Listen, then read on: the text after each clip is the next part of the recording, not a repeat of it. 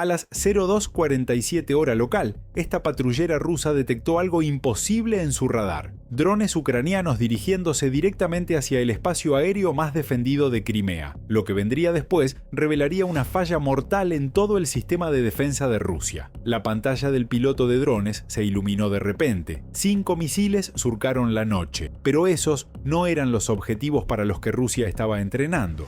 Mientras el humo se alejaba, los rusos vieron algo que no debería estar ahí. El dron seguía volando, no lo habían tocado. Ahora, estos drones FPAV que volaban en el espacio aéreo de Crimea tenían un solo objetivo: destruir las defensas rusas alrededor del monte Apetri. Pero primero tenían que sobrevivir a algo que nadie pensó que fuera posible.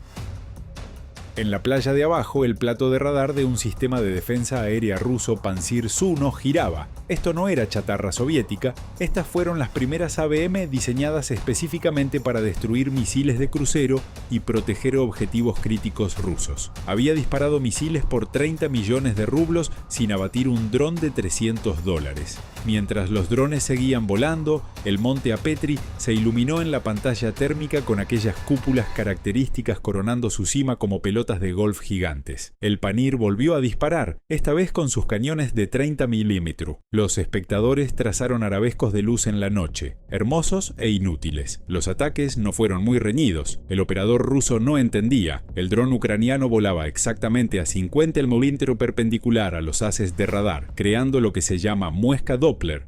Y es que los radares no solo ven cosas, sino que miden si algo se acerca o se aleja. A esa velocidad se le llama velocidad radial. Si un dron vuela al lado del haz de radar en vez de hacia o alejándose del radar, su velocidad radial se aproxima a cero. Un objetivo con velocidad radial cero para el ordenador del radar se ve como ruido estático, por lo que el radar lo descarta para no seguir falsos blancos. Peor aún, las ondas de radar rebotaron en el agua, generando imágenes fantasma debajo de cada dron.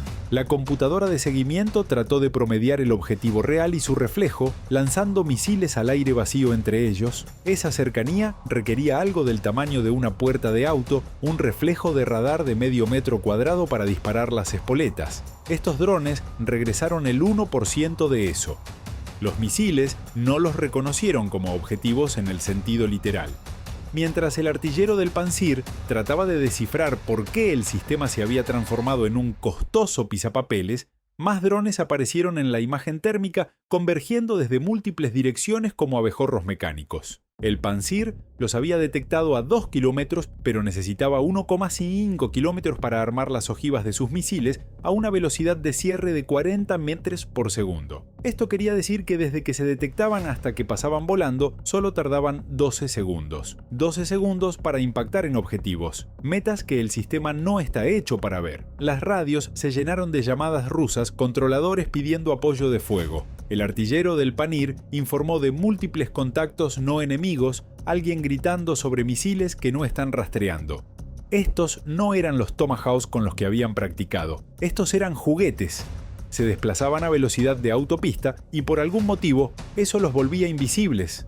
A las 2:50, el dron líder se posicionó frente a la primera estructura abovedada, corrigiendo su trayectoria. Dentro de aquellos estantes blindados había radares de cientos de millones de dólares, equipo capaz de seguir misiles balísticos en el espacio, localizar cazas furtivos y dar aviso temprano para toda la zona del Mar Negro. Las cúpulas solas costaron millones de dólares. Se construyó para soportar bombas de 1000 kilómetros lanzadas desde 30.000 pies. Nadie había imaginado que el ataque llegaría desde la electrónica de consumo que surcaba el cielo a la altura de las copas de los árboles. Tras el drone líder, el resto se aproximó a los objetivos. El artillero del Pantsir solo pudo observar su pantalla e informar del fallo. La respuesta de su comandante fue inmediata, desesperada. «Abre fuego contra los luchadores ahora».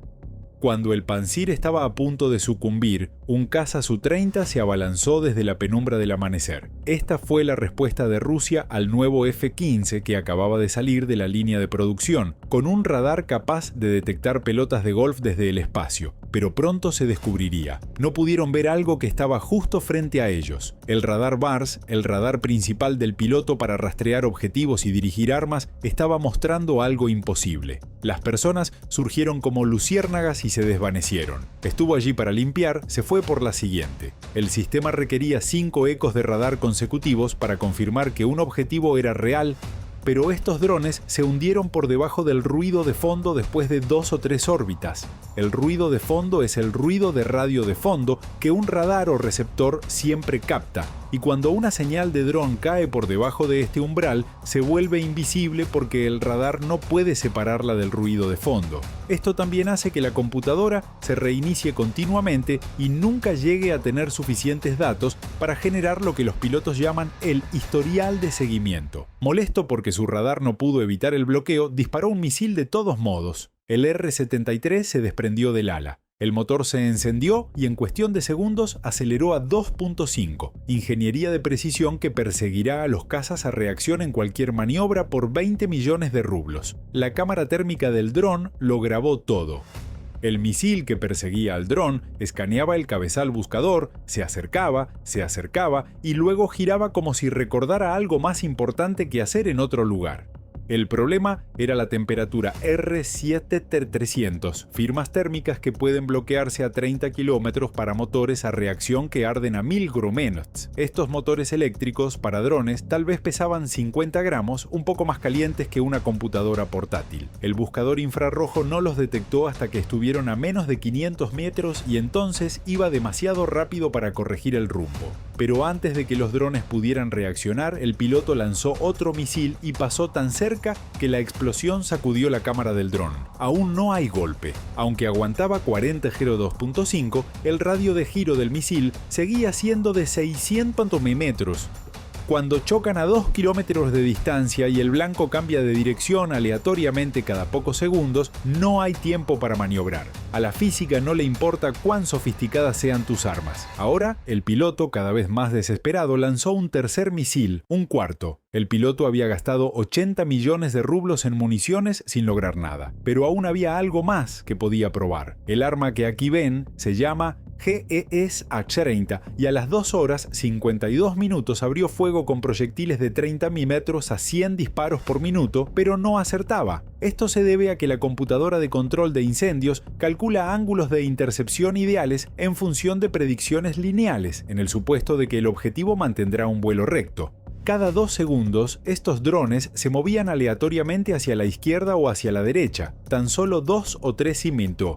Muy impresionante. Para cuando esas balas habían viajado 1 kilómetro, esa pequeña desviación se había transformado en un error de 10 milímetros. Mientras la computadora resolvía el problema del segundo anterior, los drones abrían otros. Mientras tanto, 500 metros bajo el agua, el primer dron llegó a su objetivo inicial, el radar 96L6C, nombre en código OTAN Sesbord, al descubierto en el morro del vehículo. Y este no era un radar cualquiera. Este dio datos de guía para los S-400, podía seguir 100 objetivos a la vez y coordinar ataques de misiles múltiples, pero estos legendarios S-400 que todo el mundo teme no veían más allá de sus radares. A las 02:54, la carga conformada del dron chocó con la matriz de antenas y estalló, abriendo caminos eléctricos a través de circuitos que nunca debieron existir, con cobre fundido viajando a 8 km/s, impactando la electrónica delicada. En un abrir y cerrar de ojos se transformó en millones de dólares en humo de cigarrillos electrónicos de última generación. Ahora, sin misiles, el Sub-30 se elevó bruscamente y el piloto comunicó a control de tierra su fallo. El medidor de combustible decía que tenía que volver a base inmediatamente. Se lanzaron 4 misiles, se dispararon cientos de proyectiles de artillería, 0 impactos. Mientras ascendían, más drones seguían fluyendo sin obstáculos hacia el monte Apetri, pero el radar del piloto mostraba nada. Estos nuevos contactos no eran de Ucrania. Surgían de la nada a 10 kilómetros de la costa como espectros del mar. El control terrestre también dio lectura imposible. Mientras los rusos miraban hacia el cielo, no vieron lo que estaba bajo sus pies.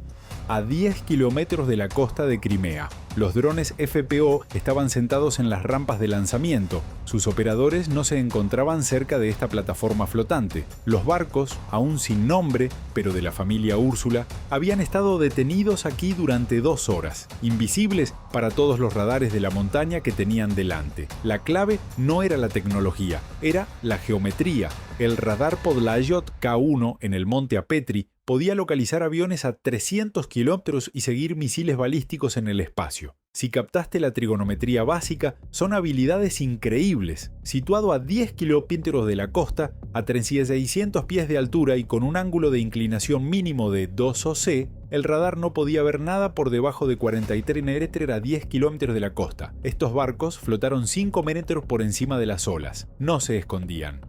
Estaban moviéndose a través de una zona muerta del tamaño de una ciudad en el espacio de la física. Al observar que los primeros drones desactivaban el radar S-400, el UAF lanzó más drones cuyos motores eléctricos zumbaban como avispas enojadas. Pero cómo estos drones EFPV pueden hacerlo a decenas de kilómetros de la costa fue posible por este sistema. Como pueden ver, Ucrania no está lanzando drones directamente desde Odesa a Crimea con una sola señal de radio. Esto sería imposible porque la curvatura y la distancia de la Tierra bloquearían la señal en cuestión de millas. En cambio, emplean tales barcos nodriza que se hallan a 10-20 kilómetros de la costa de Crimea. Estos barcos son como torres de telefonía móvil flotantes con antenas altas y radios potentes o Starlink.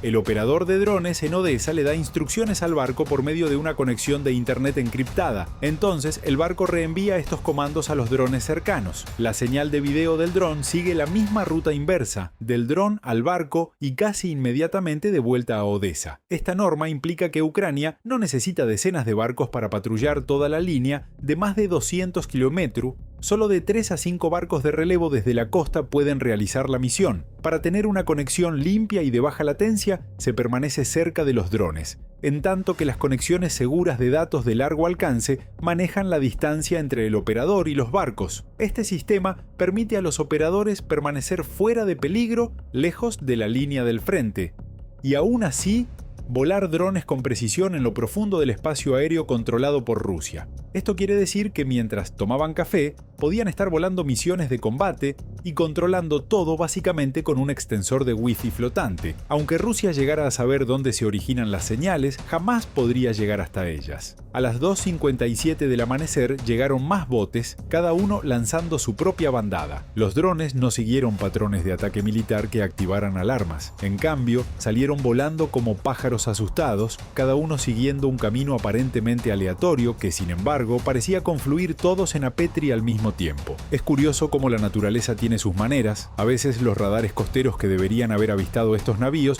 estaban codificados para pasarlos por alto. Los procesadores de señales filtraron todo lo que se moviera por debajo de 20 nudos, tráfico civil, pesqueros, mercantes, y que no mereciera que los sistemas militares le prestaran atención. Estos drones, volando intencionalmente a menos de 15 nudos, se mostraban en el radar como cualquier otra cosa inofensiva que lo poblaba. Para las computadoras que patrullaban las costas de Crimea, eran invisibles a propósito. 2 minutos después de este nuevo lanzamiento, el dron pionero de la segunda serie se aproximó a la base de la primera cúpula, sin ventanas, sin puertas, solo hormigón liso y fibra de vidrio a prueba de bombardeos aéreos. Pero los ucranianos descubrieron lo que los diseñadores habían pasado por alto: paneles de acceso de emergencia a nivel del suelo, por donde podían colarse equipos de mantenimiento.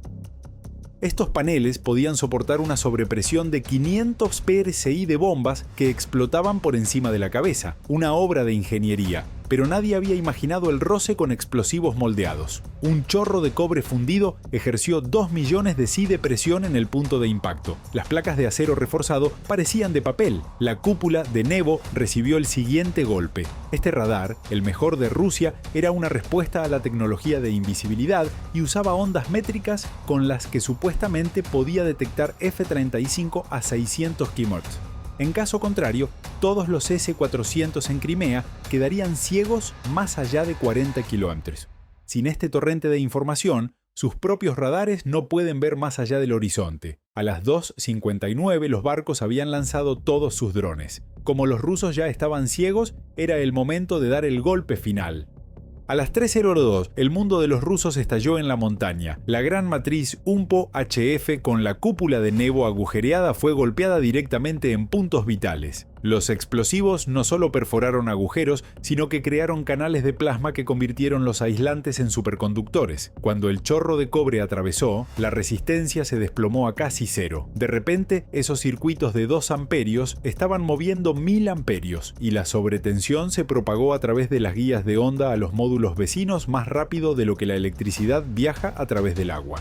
40 segundos después, el Podliot BK-1 recibió múltiples impactos en sus secciones de transmisión. Este radar siguió los enfoques a baja altura de Crimea, podría seguir misiles de crucero a 300 km rastreando el terreno. Sin él, cualquier altitud inferior a 100 meletotera era invisible para toda la red de defensa. Las noticias de años se desvanecieron en un instante. A 3 kilómetros el Desantny Korabel BK-16 se hizo visible en la Teplovisore. La tripulación había avistado los drones que se acercaban y disparó todas sus armas. Cañones de cubierta de 14,5 metros, armas ligeras. El radar de navegación del barco mostraba puntos acercándose en la pantalla. Pero los radares de navegación no calculan soluciones de disparo. Disparaban a la noche, a la esperanza.